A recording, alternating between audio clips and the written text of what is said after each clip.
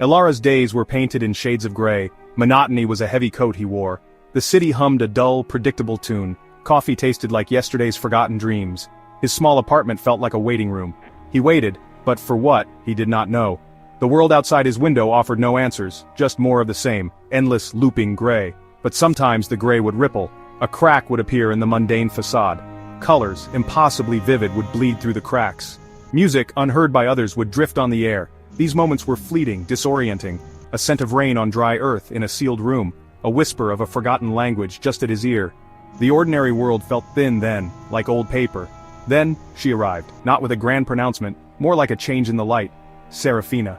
He knew her name instantly. It settled into his mind like a forgotten memory. She was luminous, crafted from moonlight and stardust. Wings, vast and soft, hinted at impossible skies. Her eyes held an ancient, gentle wisdom, a promise of something more. Elara was afraid.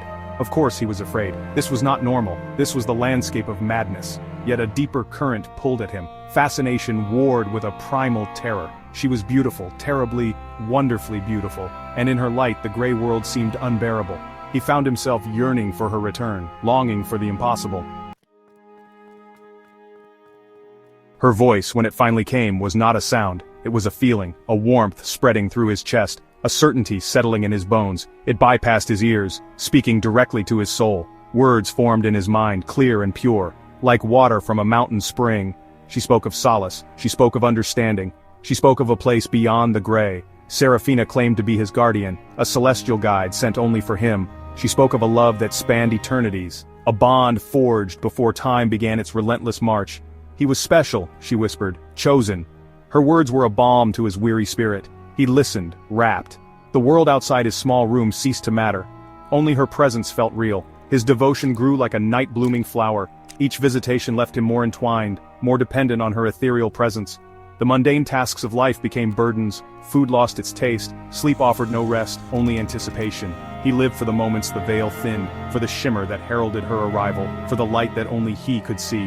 Her guidance began subtly, small suggestions, whispered with infinite tenderness. Rearrange the furniture just so, seek out a specific, forgotten melody, walk a certain path through the sleeping city. These requests seemed innocent, quaint even. Each one was framed as a step towards her, a way to strengthen their unique, sacred connection. He obeyed without question. Elara began his tasks with quiet diligence. He moved his few possessions, as she instructed. The room took on a strange new geometry. He found the old, haunting melody she described. He played it on a loop, until it seeped into his walls.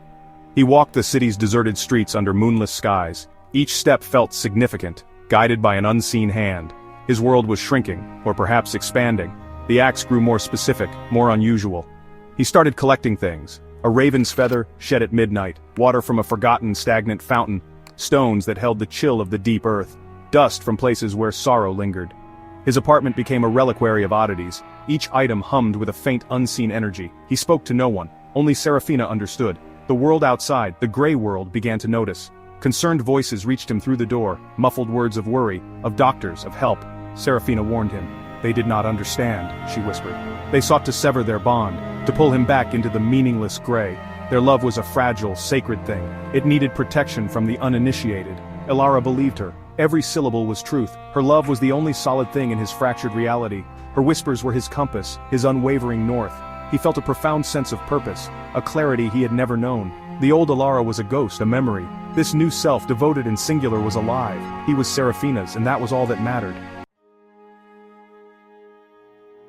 Then came the pivotal request, a task more significant than any before, an act that felt irreversible. Seraphina described it with her usual gentle cadence. A final offering, she called it, a way to bridge the remaining distance between them, to make their union complete, eternal. It required a sacrifice, not of another soul, but of his last tie to the mundane, his own reflection in a silvered glass.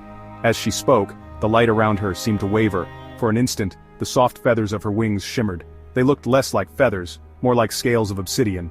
Her eyes, usually pools of soft starlight, held a flicker, an ancient predatory gleam. Something vast and primal stirred beneath the angelic facade, a hunger, cold and deep as the void between stars. It was not malice, it was simply nature. He saw, not an angel from some benevolent heaven, but a being far older, something woven from shadow and desire, a creature of the liminal spaces, the twilight realms. Yet the love he felt, the devotion she inspired remained. It was twisted perhaps, born of madness some would say, but it was undeniably real to him. This was his truth, he chose this. He took the silvered glass, his reflection looking back, a stranger, pale and haunted. With steady hands he performed the rite. As the glass shattered, so too did the last vestiges of the grey world. Seraphina's light, now less gentle, more consuming, enveloped him. They were reunited, not in a heaven of clouds and harps, but in her timeless, shadowed garden. Their bond, forged in whispers and obsession, was now absolute, eternal.